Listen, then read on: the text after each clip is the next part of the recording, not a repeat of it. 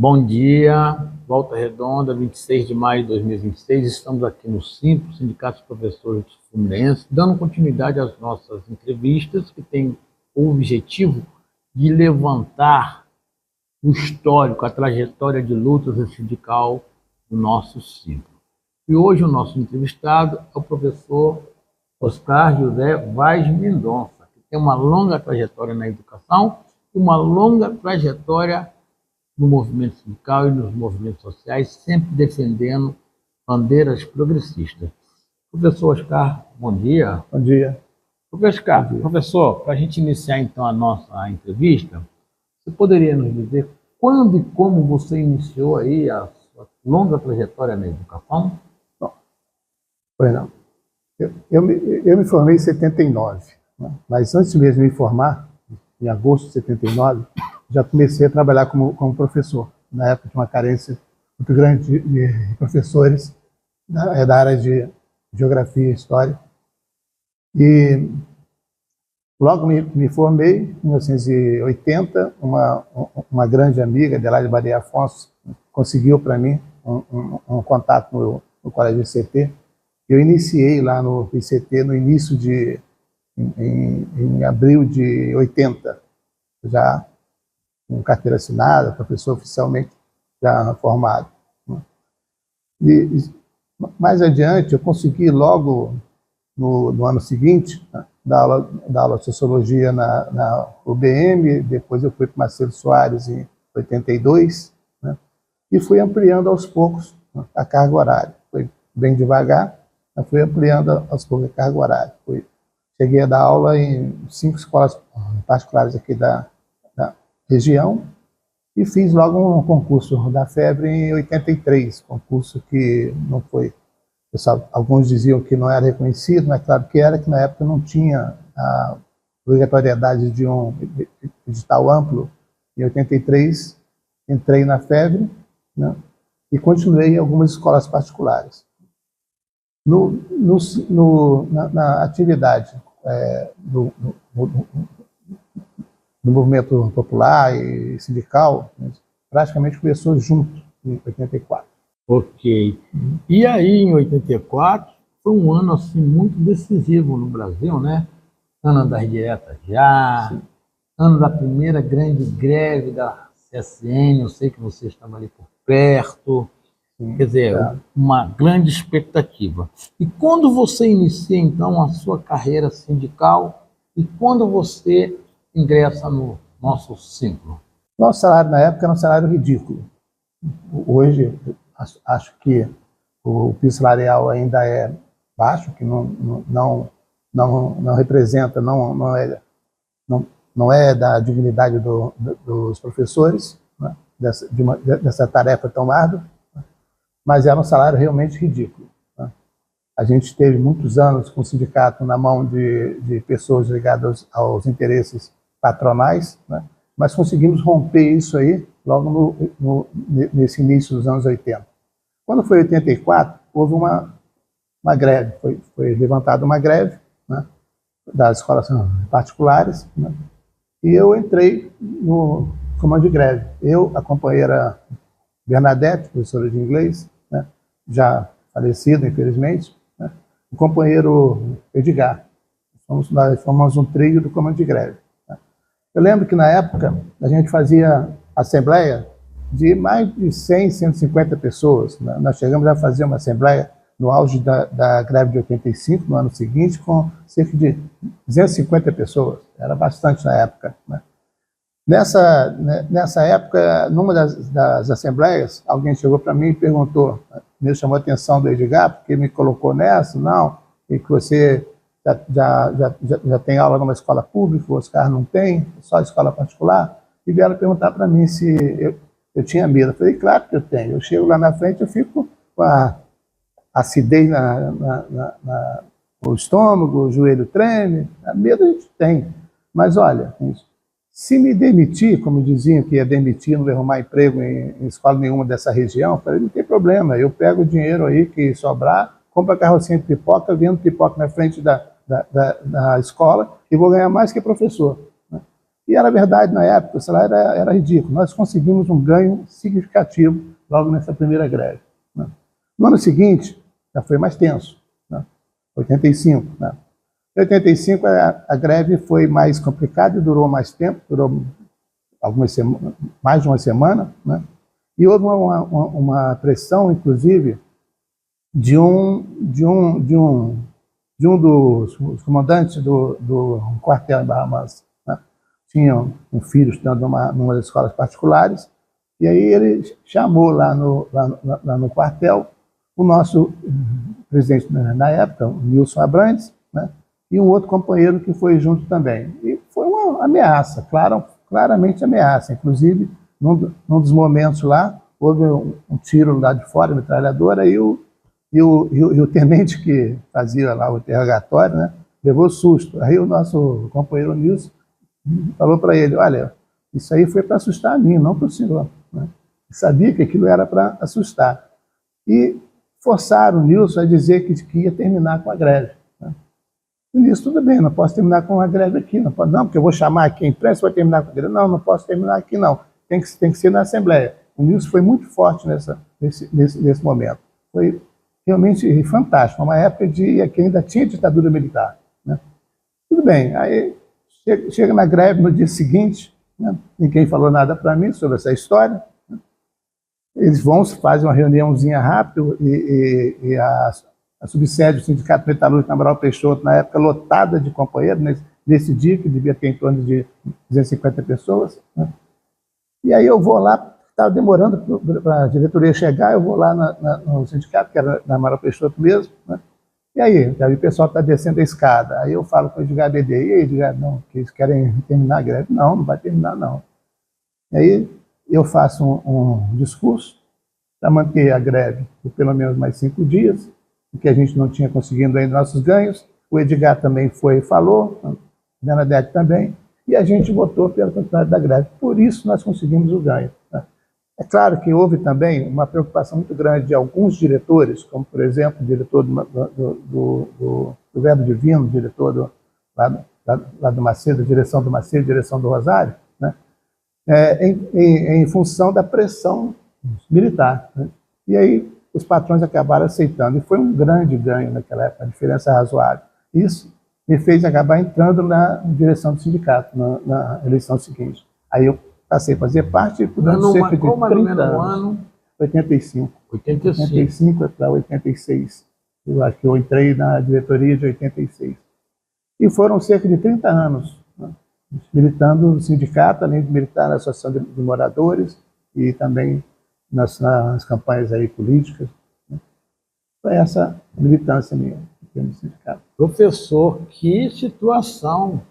Direção ser chamada em 1985, a ditadura ainda... 84. 84, a ditadura. 85, sim, 85. 85, ainda em tempos de ditadura. Foi.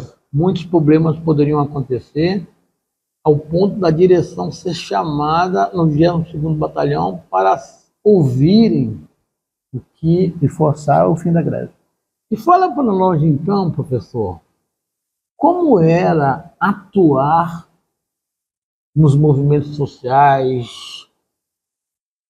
nesse período da ditadura? Bom, na verdade, a gente estava numa fase de final de ditadura, a ditadura já estava bastante queimada no seu discurso de democracia, que nunca foi, né? Havia já uma queda, um interesse, na verdade, de uma mudança nessa época, né? E era o início do fim o início foi até antes, foi no final dos anos 70, do fim da ditadura. Foi um processo, como disse um general presidente na época, né? Um processo lento e gradual da abertura democrática, né? Porque de democracia não tínhamos nada naquela época, absolutamente nada, né?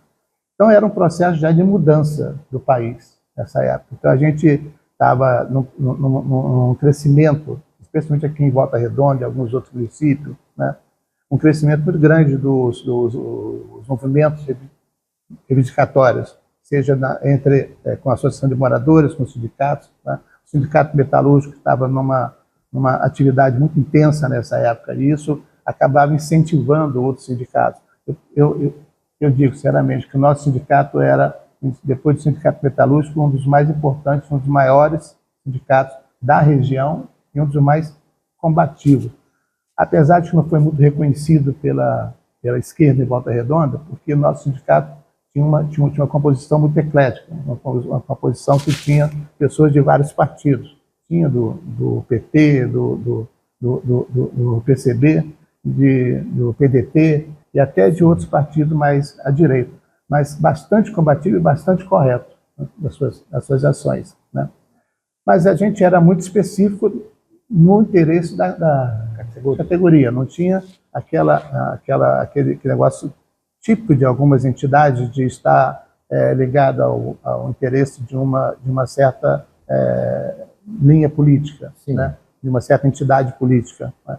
Nós não tínhamos isso, mas dentro da questão da categoria, nos anos 80 e início dos anos 90, nosso sindicato era muito combativo, né? E é lógico que as ações do Sindicato Metalúrgico acabavam incentivando também nossas ações, né? Além de que Volta Redonda estava numa efervescência muito grande, né? Que resultou naquela situação de 88, né? Da bomba lá, e das ameaças que o Exército fez. E em relação às demais campanhas salariais aqui do Simples que você participou, tem algumas que trouxeram alguma particularidade a mais que você gostaria de que você se lembre? Não, as mais marcantes foram essas mesmo do início da minha atuação sindical, antes mesmo de ser diretor do sindicato, né? E depois aos poucos foi mudando a característica, né? O sindicato passou a ter uma necessidade por atender uma região maior, ampliou a sua área de atuação e ampliou a área também de negociações, né? Era negociado com duas categorias, de nível superior e de escolas particulares. Depois foi ampliando de tal maneira que a parte burocrática acabou tendo uma exigência muito grande, né? E a minha atuação não era dentro da parte burocrática, apesar de eu ter assumido certa vez como vice, né? Mas eu tinha uma atuação muito mais dentro do âmbito político, sindical, do que da parte da gerência sindical mesmo, né? E isso aí acabou mudando um pouquinho a minha atuação, uma atuação já menos importante, né, no sentido de tocar o sindicato, tocar o andamento do sindicato, né? Teve um momento bem curioso, que foi a gente numa negociação que estava uma mesa de negociação muito complicada na Delegacia do Trabalho, e um grupo de professores do lado de fora. Eu fui lá para saber a situação, vi que o negócio estava muito duro. Aí eu cheguei do lado de fora, fiz um discurso pessoal e fechei com uma palavra de ordem: greve organizada. Quando eu falei bem alto, eu fui crescendo no nível do discurso, quando eu falei bem alto, greve organizada, o pessoal pegou esse comando e começou a gritar: greve organizada. Veio o Edgar e falou também. Resultado, a pressão lá dentro cresceu, fecharam a negociação, né? Então, são coisas assim que você pensa assim, não, então você tem uma importância grande. Não, né? Quem tocava o sindicato, na verdade, né, quem sentava em mesa de negociação não era eu, né? Então, a minha participação era mesmo ali a participação de apoio, né? A participação de apoio nesse sentido mais de apoio baseado no que eu percebia da nossa categoria. Nas assembleias eu ficava no meio do povo, às vezes eu ouvia uma queixa, uma fala, outra falha, depois eu chegava, falava no ouvido do Edgar, e ele que era bom de discurso. Aí ele sentava o discurso dele, isso aí fazia diferença. Então, eu não tinha aquela participação assim tão marcante, tão grande, no sentido de estar tocando o sindicato para frente. Depois, mais tarde, eu acabei saindo da Associação de Moradores, saí do Conselho de Associações, que acabou fechando também o nosso conselho, não é o atual, né? E saí da participação partidária também, né? E fui me acomodando no sentido que a idade vai chegando, né? a pressão de trabalho muito grande, passei a trabalhar uma carga horária muito alta aqui em outro município, né?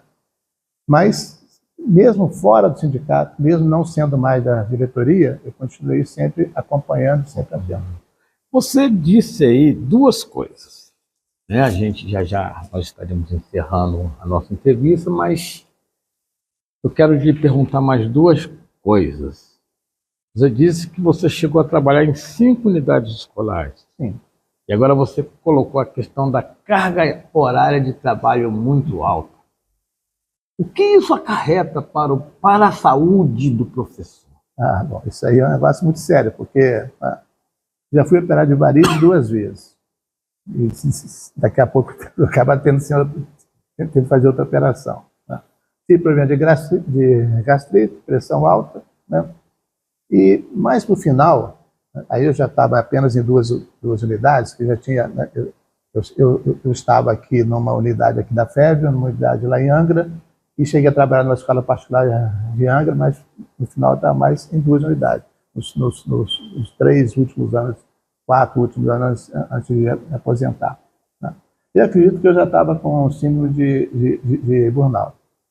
Mas eu não procurei um médico, não procurei saber. Então eu já estava numa situação assim, física muito ruim. O desgaste é muito grande, o desgaste do professor, para ele conseguir uma condição. Hoje, quando alguém vê a minha condição econômica, fala assim, poxa, até que você se deu bem. Não, eu cheguei a trabalhar 56 horas por semana, né? Então, o desgaste do professor é muito grande, né? A exigência. Como o salário é baixo, então ele acaba buscando outras alternativas. Uma das alternativas minhas foi fazer concurso onde tinha um salário melhor, né? Eu cheguei a trabalhar em Mauá, estado de São Paulo, né? Depois eu saí de lá, fui para Angra e fiquei na FEB e lá no município de Angra. Mas quem está buscando uma condição econômica melhor acaba assumindo mais aulas, né?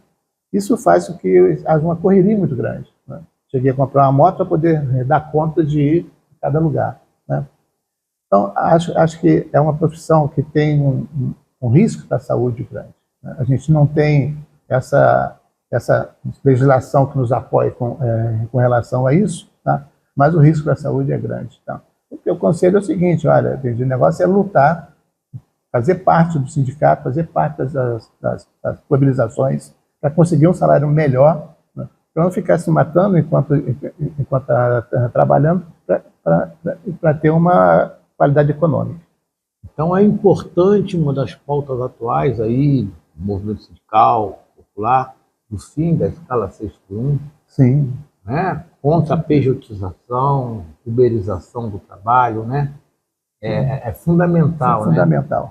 E com relação à saúde emocional e mental do professor? Então, além da questão física que eu citei, né, a questão emocional é muito grande. O estresse acaba levando as pessoas a uma série de dificuldades, inclusive com relação à família, e chegar em casa, né? Eu trabalhava uma carga horária que no fim de semana eu estava em casa corrigindo prova, corrigindo trabalho, preparando aula, estudando, porque eu estava sempre estudando, nunca parei de ler e estudar, cheguei a fazer 35 cursos desses mais curtos aí, na pós-graduação, né? Então, essa necessidade de estar sempre se atualizando, né, faz com que o desgaste seja muito grande. Trabalhar fim de semana, né, nas semanas de prova, né, em casa. Isso traz atritos muito grandes com relação à família também. A gente acaba tendo problemas com os filhos, porque a gente não tem a presença necessária o tempo todo, né? Não tem tempo de brincar com os filhos, de passear, né? Os passeios são raros. Isso afeta emocionalmente, de uma maneira absurda, né? Hoje eu tenho assim, uma consciência muito grande, porque depois que aposentei, aos poucos fui melhorando a saúde, né? Bastante até, a diferença é bem grande do que tem em termos de saúde agora do que eu tinha há 5, 6 anos atrás, né? E uma análise, né, assim, da minha vivência, né, em casa também e do ponto de vista emocional. O desgaste é grande, inclusive afeta outras pessoas da família. Muito interessante. Vocês viram, então, que a entrevista com o professor Oscar, assim como os demais que estivemos aqui, elas não terminam hoje, é só o início de uma série, porque a nossa finalidade é recompor essa trajetória do Simples e das pessoas que construíram essa história, das quais o professor Oscar é uma delas.